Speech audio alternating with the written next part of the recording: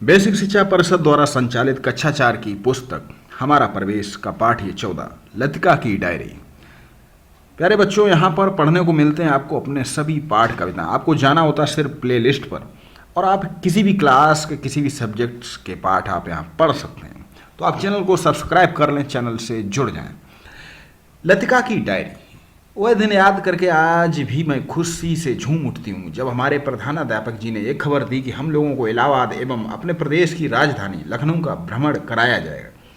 निश्चित तिथि को हम सभी जोश और उत्साह के साथ अपने अपने बैग लेकर विद्यालय पहुंचे। बस पर चढ़ते ही शिक्षिका ने भ्रमण के रूट मैप मार्ग मानचित्र द्वारा सबको भ्रमण कार्यक्रम के बारे में बताया और साथ ही यात्रा के लिए कुछ निर्देश भी दिए।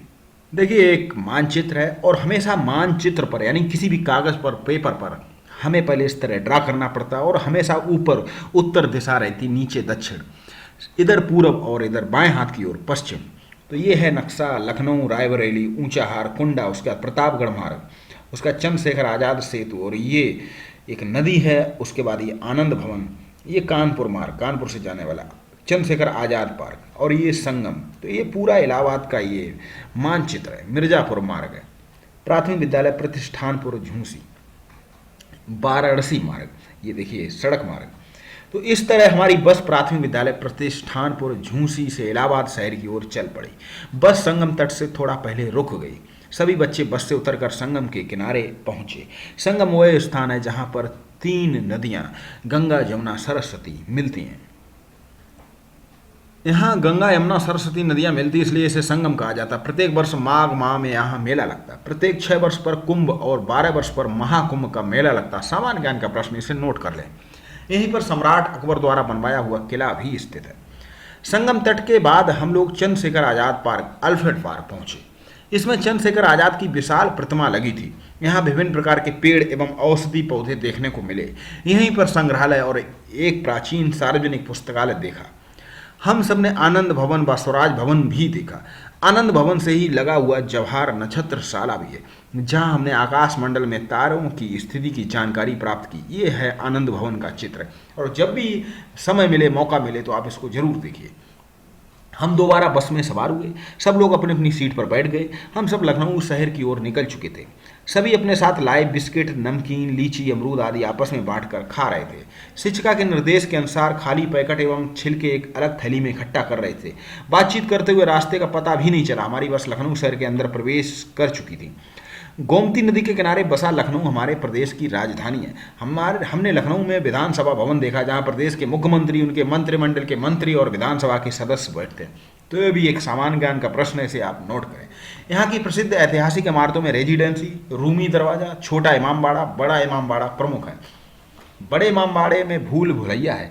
इसे अवध के नवाबों ने बनवाया था। भूल भुलैया से निकलकर हम चिड़ियाघर पहुंचे। चिड़ियाघर में देश विदेश के पशु पक्षी। लखनऊ की चिकन की कढ़ाई विश्व प्रसिद्ध है। कुटीर उद्योग के रूप में चिकन की कढ़ाई अनेक घरों में होती है। ये शहर अपने नवाबों, रेवड़ियों और मुगलई पकवानों के लिए देश विदेश में प्रसिद्ध है। ये रहा चिकन बाजार। सायंकाल हम सब लखनऊ महोत्सव देखने गए। गोमती नदी के किनारे आयोजित महोत्सव में प्रदेश के अनेक जनपदों के स्टॉल लगे और महोत्सव और मेला देखना तो सबको अच्छा लगता है। यहाँ विभिन्न प्रकार की प्रदर्शनी का आयोजन किया गया था। मथुरा जनपद के स्टॉल में किसी ने बांसुरी खरीदी तो किसी ने कृष्ण और राधा की मूर्ति। मथुरा के लोग स्टॉल पर आने वाले सदस्यों के अभिवादन में राधे राधे बोल रहे थे। मथुरा की कृष्ण की जन्मस्थली के रूप में जाना जाता है।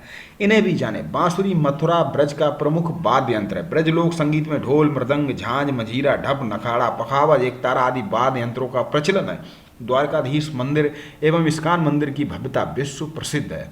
अगला स्टॉल कानपुर का था। यहाँ विभिन्न प्रकार के मिल, कारखानों एवं मशीनों के मॉडल लगे थे, जिसमें देखकर कानपुर के औद्योगिक नगर होने का आभास हुआ। स्टॉल पर सूती वस्त्र, ऊनी वस्त्र तथा कपड़े के विभिन्न प्रकार के सामान मिल रहे थे। कानपुर को 2 जिलों में बांटा गया था, कानपुर नगर और कानपुर देहात। कानपुर शहर गंगा नदी के तट पर स्थित है। यहाँ चंद्रशेखर आजाद कृषि विश्वविद्यालय तथा भारतीय प्रौद्योगिकी संस्थान IIT भी है। ये पाठ, सभी पाठ आपको कम से कम 2 बार पढ़ने चाहिए, क्योंकि यही प्रश्न पूछे जाते हैं जिनको हम छोटे छोटे प्रश्न नज़रअंदाज करते रहते हैं। जैसे कि कानपुर को 2 भागों में बांटा गया, कानपुर नगर, कानपुर देहात। बांसुरी कहाँ का वाद्य यंत्र, प्रचलित वाद्य यंत्र? तो ये मथुरा का। प्रदर्शनी के एक पंडाल के बाहर लाल पकी मिट्टी की कलात्मक मूर्तियां, हाथी घोड़े, फूलदान एवं अन्य खिलौने लगे थे। हम सब ने अपनी अपनी पसंद के खिलौने खरीदे। ये स्टॉल गोरखपुर का था। गोरखपुर राप्ती नदी के पूर्वी तट पर स्थित है और यहाँ गोरखनाथ मंदिर, गीता प्रेस परिसर, आरोग्य मंदिर, रामगढ़ ताल, गीता वाटिका एवं दर्शनीय इमारतें एवं स्थल हैं। यहाँ का सूती वस्त्र उद्योग प्रसिद्ध है। कई चीनी मिलों के अलावा यहाँ उर्वरक का बड़ा कारखाना भी है। शिक्षा के क्षेत्र में दीनदयाल उपाध्याय विश्वविद्यालय अपनी उपलब्धियों के लिए विख्यात है। देश का सबसे लंबा रेलवे प्लेटफार्म गोरखपुर का। तो ये भी एक सामान्य ज्ञान का प्रश्न है। देश का सबसे लंबा रेलवे प्लेटफार्म गोरखपुर का है। गोरखपुर के पंडाल के पास ही वाराणसी का पंडाल लगा था, जहां आधुनिक तकनीक तथा चलचित्र के माध्यम से वाराणसी दर्शन कराया जा रहा था। वाराणसी लगभग 8 किलोमीटर दूर सारनाथ में बुद्ध ने अपने 5 शिष्यों को सबसे पहले बौद्ध धर्म की शिक्षा दी थी। सारनाथ में एक राजकीय संग्रहालय भी है, जहां सम्राट अशोक द्वारा बनवाए गए 4 सिंगों वाला स्तंभ भी रखा है। पीठ से पीठ सटाए यही 4 सिंह हमारा राज चिन्ह है। महामना मदन मोहन मालवीय द्वारा स्थापित शिक्षा का प्रमुख केंद्र बनारस हिंदू विश्वविद्यालय यहाँ स्थित है। चलचित्र पर दशाश्वमेध घाट की गंगा आरती का संगीतमय कार्यक्रम देखना हमें सभी को बहुत अच्छा लगा। हम सब ने विश्वनाथ मंदिर के साथ ही ज्ञान व्यापी मस्जिद का भी दर्शन किया। यानी कि हम सब ने विश्वनाथ मंदिर के साथ ही ज्ञान व्यापी मस्जिद का भी दर्शन किया। प्रसिद्ध शहनाई वादक स्वर्गीय बिस्मिल्लाह खां, तबला वादक किशन जी महाराज, कथक नर्तक बिरजू महाराज तथा ठुमरी गायिका स्वर्गीय गिरिजा देवी ने वाराणसी को विशेष सांस्कृतिक पहचान दी। तो इसको आप अंडरलाइन करें, डायरी में नोट करें, क्योंकि ये बहुत ही महत्वपूर्ण प्रश्न कि प्रसिद्ध शहनाई वादक बिस्मिल्लाह खां, तबला वादक किशन जी महाराज और नर्तक बिरजू महाराज जी, ठुमरी गायक स्वर्गीय गिरिजा देवी, ये वाराणसी से।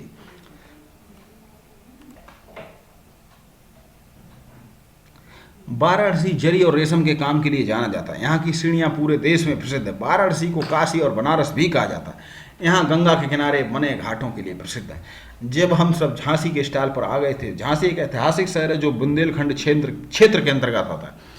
पंडाल में रानी लक्ष्मीबाई की घोड़े पर बैठी हुई मूर्ति सबका ध्यान अपनी ओर खींच रही थी।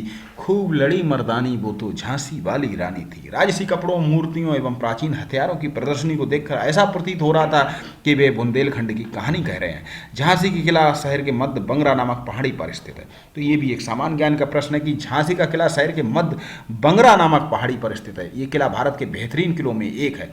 आगरा के स्टॉल पर ज़्यादा चहल पहल थी। सामने ही ताजमहल का भव्य चित्र लगा था, जिसके सामने लोग अपनी फोटो खिंचवा रहे थे। यमुना नदी के तट पर स्थित ताजमहल को मुगल बादशाह शाहजहां ने बनवाया था। ताजमहल विश्व के 7 आश्चर्यों में से एक है। यह इमारत विश्व की धरोहर है और देश विदेश में प्रसिद्ध है। आगरा के समीप स्थित फतेहपुर सीकरी को मुगल बादशाह अकबर ने बसाया था। यहाँ का बुलंद दरवाजा, पंचमहल एवं शेख सलीम की चिश्ती की दरगाह प्रसिद्ध है। मौसम में विभिन्न अंचलों की खान पीने की चीज़ें का स्टॉल अन्य स्टॉलों से थोड़ा हटकर लगाया गया था। हम सब ने बनारस का मलइयों, एक प्रकार का दूध से बना व्यंजन, और लखनऊ का मुगलई पराठा खाया। बनारस की कचौड़ी जलेबी की दुकान पर बहुत भीड़ थी। कुछ लोगों ने आगरे का पेठा और लखनऊ की रेवड़ियां खरीदी। मथुरा का पेड़ा भी बहुत स्वादिष्ट था। लखनऊ महोत्सव में मनोरंजन के लिए सांस्कृतिक मंच बना था। मंच पर आयोजित कार्यक्रमों में मथुरा की प्रसिद्ध गायकी रसिया के बाद ठुमरी का प्रस्तुतिकरण हुआ। मंच पर तबला और शहनाई की जुगलबंदी भी देखने को मिली। झांसी के बुंदेलखंडी लोक नृत्य के कलाकारों ने परंपरागत वेशभूषा में नृत्य प्रस्तुत करके सभी दर्शकों का मन मोह लिया। अब हमारी वापसी का समय हो रहा था। हम सब बस में सवार हुए। बस इलाहाबाद के लिए चल पड़ी। रात का सफर था, फिर भी किसी को नींद नहीं आ रही थी। सब बच्चे तरह तरह की बातें कर रहे थे, खाने पीने की चीज़ों के बारे में, बोली भाषा के बारे में। बातों में ही कब इलाहाबाद आ गया पता ही नहीं चला। भाषा यानी एक, हम सब एक। हमारे प्रदेश के अलग अलग हिस्से में कई तरह की भाषाएं बोली जाती हैं। जैसे खड़ी बोली, तुम्हारा क्या नाम है, तुहार का नाव है, आओ बैठो, आवा बैठा, ये अवधी भाषा में। वो कहाँ जा रहे हो, कहाँ जाता है। अब ब्रज में जो कैसे बोला जाता, तिहारो कहाँ नाम है। और बुंदेली में तुम्हार नाम का है, आओ बैठो। तो बुंदेली में आओ बैठो कि तू क्यों जा रही हो, और बुंदेली में कहाँ आए जात हो। तो ये बातें जो है, भाषा है, जो लोग बोलते बहुत अच्छे से बोलते हैं। आपके आसपास बोली जाने वाली भाषा भाषा को क्या कहते हैं और ये कहाँ कहाँ बोली जाती है। तो ये आपका अभ्यास, सही जोड़े बनाएं। इस पाठ को दोबारा फिर पढ़ें और इन प्रश्नों के उत्तर लिखें। आप वीडियो को पॉज कर इनको मिलान करेंगे। भारतीय प्रौद्योगिकी संस्थान कहाँ, भूल भुलैया कहाँ, ताजमहल दीनदयाल उपाध्याय विश्वविद्यालय, भारतीय प्रौद्योगिकी संस्थान कानपुर, भूल भुलैया लखनऊ, ताजमहल आगरा, दीनदयाल उपाध्याय विश्वविद्यालय गोरखपुर, सारनाथ वाराणसी और आनंद भवन इलाहाबाद। नीचे लिखे वाक्यों को राप्ती नदी के पूर्वी तट पर गोरखपुर बसा है। आगरा का ताजमहल यमुना नदी के तट के किनारे। कानपुर गंगानगर, कानपुर जो है एक महानगर है, औद्योगिक नगर है। लखनऊ गोमती नदी के किनारे बसा है। झांसी बुंदेलखंड क्षेत्र में आता है। मथुरा की प्रसिद्ध गायकी, इस प्रश्न का उत्तर आप पाठ पढ़कर इसको भरें। संगम इलाहाबाद शहर में स्थित है। बिस्मिल्लाह खान प्रसिद्ध हैं वादक थे, शहनाई वादक। पृष्ठ संख्या 103 पर अंकित मानचित्र को बनाए, चिन्हित करें। जनपदों से लगे एक एक जनपदों के नाम अपनी पुस्तिका में लिखें। नीचे दी गई तालिका में कुछ शहरों के नाम लिखें जिनके सामने वहां की प्रसिद्ध चीजें, इमारतों के नाम हैं। लखनऊ किस चीज के लिए प्रसिद्ध है?